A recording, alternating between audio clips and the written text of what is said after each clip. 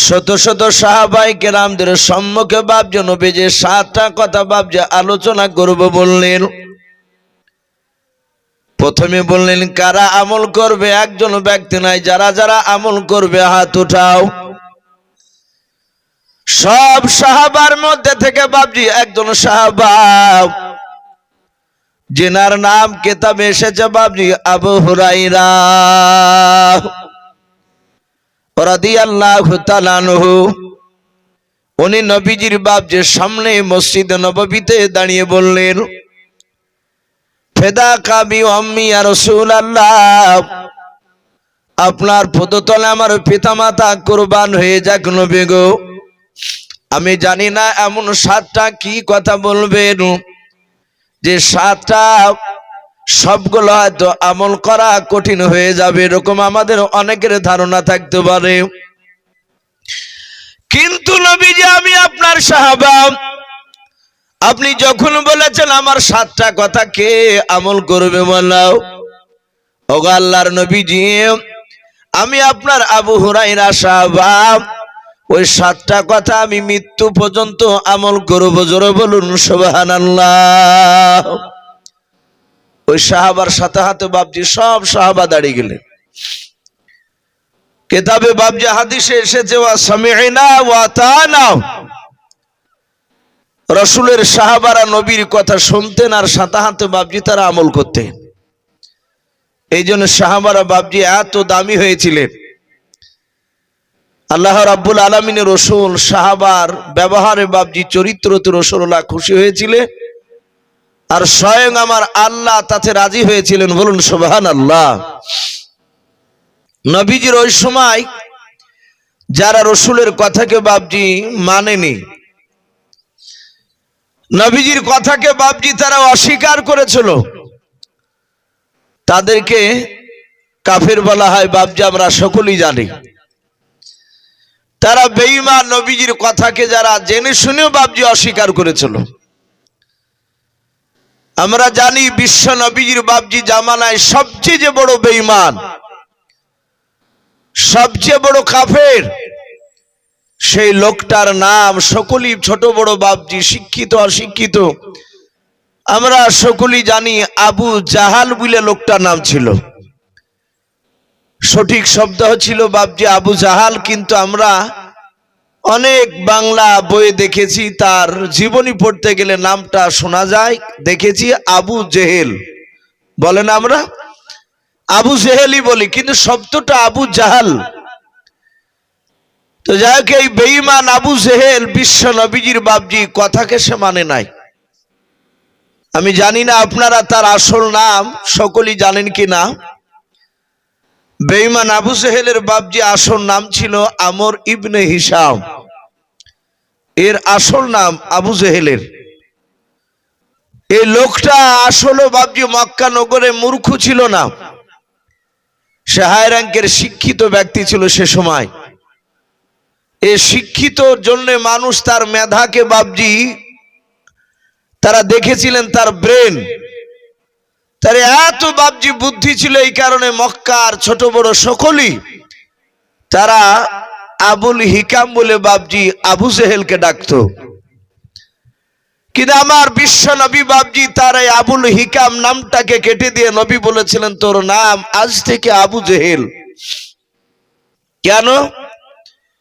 ও নবীজির কথাকে বাপজি সে অস্বীকার করেছিল। ও সব সময় বিশ্ব নবী, দরদি নবী জনাবে মুহাম্মদ রাসূলুল্লাহ সাল্লাল্লাহু তাআলা আলাইহি ওয়াসাল্লাম, এই নবীজিকে বাপজি সব সময় অস্বীকার করত, নবীজিকে বাপজি কষ্ট দিত। কিতাবে লিখেছে বেঈমান আবু জেহেল দিনের বেলায় বাপজি এক নাই দুই নাই, রাসূলুল্লাহর যখন 40 বছর বয়সে কোরআন নাজিল হলো, নবী সর্বপ্রথম তার অর্ধাঙ্গিনী বিবি খাদিজাতুল কুবরা রাদিয়াল্লাহু তাআলা আনহাকে ঈমানি দাওয়াত দিলেন। খাদিজা বিশ্ব নবীকে বাপজি সর্বপ্রথম নবী রাসূল বলে মেনে নিয়েছিলেন।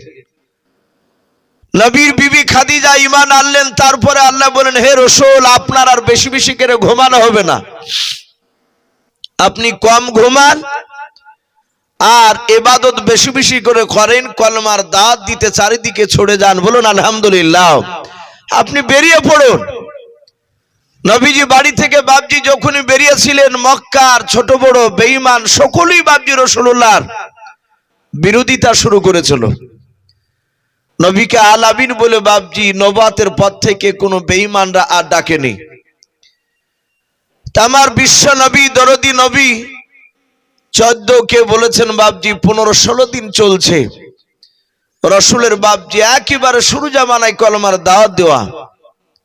ওই সময় বেঈমান আবু সেহেল তার অর্ধাঙ্গিনী বিবিকে ডেকে বলল, বিবি রে, দেখো তিনি আমার ঘরের বাইরে কোনো মানুষ দাঁড়িয়ে আছে কিনা। আমরা যে ঘরে কথা বলছি স্বামী স্ত্রী, এই কথাগুলোকে কোনো মানুষ দেখো বাহির থেকে কেউ লক্ষ্য রাখছে কিনা, সে উকি মেরে কেউ দেখে কিনা দেখো। আবু সেহেলের বিবি ঘরের বাইরে চারিদিকে তাকে দেখলো, একটা মানুষও নেই দাঁড়িয়ে। ঘরে এসে বলল, ওগো প্রাণের স্বামী, কেউ নেই আমাদের বাড়ির বাইরে। ডাক দিয়ে বলল বেঈমান আবু সেহেল বলে, এই বিবি, এই এক্ষুনি তুমি ঘরের দরজাটা বন্ধ করে দাও, ঘরের চারিদিকে আর জ্বালানা বন্ধ করে দাও। জ্বালানা ঘরের দরজা বন্ধ করে দিল। আবু সেহেলের স্ত্রী বলল, আর তো দরজা সেরকম খোলা না যে সেই দরজাটা আমি বন্ধ করব। আবু সেহেল বলল, আর কিছু করা লাগবে না, তুমি দাঁড়িয়ে থাকো। আবু সেহেল আগুনের দিকে, উঠোনের দিকে বাপজি তাকাচ্ছিল। বেঈমান আবু সেহেল তাকে থেকে দেখলো ছোট ছোট বাপজি কয়েকটা কাকর, যাকে আমরা কুচেলি পাথর বলি। বেঈমান আবু সেহেল 1, 2, 3, 4 করে 11টা পাথর সে ডান হাত দিয়ে তুলে তুলে বাপজি বাম হাতে তালুতে নিল। 11টা পাথর দেখলো গানা হয়ে গেছে, তারপর বাম হাত থেকে ডান হাতে নিয়ে এইভাবে বাপজি বেঈমান আবু সেহেল মুঠ বাঁধলো। মোট বেঁধে এইভাবে তার পাঞ্জাবি, তার যে জামা ছিল ভরনে, তার পকেটে বাপজি এইভাবে ভরে নিয়ে দরজা খুলে ঘরের বাইরে চলে গেল। আমার বিশ্ব নবী, দরদি নবী মুহাম্মদ রাসূলুল্লাহ সাল্লাল্লাহু তাআলা আলাইহি ওয়াসাল্লাম সারা দিন বাপজি মানুষের দ্বারে দ্বারে যেতেন আর মানুষকে বোঝাতেন, হে আমার উম্মত, উম্মতিরা, তোমরা এক আল্লাহকে মেনে নাও। আমি রসুল, আমি যেইভাবে তোমাদেরকে বলবো সেইভাবে তোমরা চলো। যদি আমার কথাকে অস্বীকার করো, আল্লাহর আইনকে যদি না মানো, তাহলে মৃত্যুর পর কবর একটা কঠিন ভয়ঙ্কর জায়গা, সে জায়গায় তুমি জবাব দিতে পারবে না। ডান দিকের মাটি বাম দিকে চাপ দিবে, বাম দিকের মাটিতে ডান দিকে গিয়ে চাপ দিবে। মৃত্যুর পরে, কবরের পর আবার জাহান্নামের আগুনে থাকতে হবে। হে আমার সাহাবা নয়, হে আমার আল্লাহর বান্দা বান্দিরা, তোমরা আমার কথাকে মেনে নাও। রসুল এইভাবে বাপজি মক্কার অলি গলিতে গিয়ে মানুষের দ্বারে দ্বারে গিয়ে তাদেরকে বোঝাছিলেন। অনেকে কেউ বুঝছিল, অনেকে বাপজি বুঝতে চায় না। আমার বিশ্ব রসুলের কাছে গিয়ে বেঈমান আবু সেহেল গিয়ে বলল, এই ভাতিজা, আমি আজ কয়েকদিন থেকে তোমাকে বারণ করছি, তুমি শোনো নাই। আর তুমি নবুয়তে দাবি করেছো, তুমি কলমার দাওয়াত দিছ।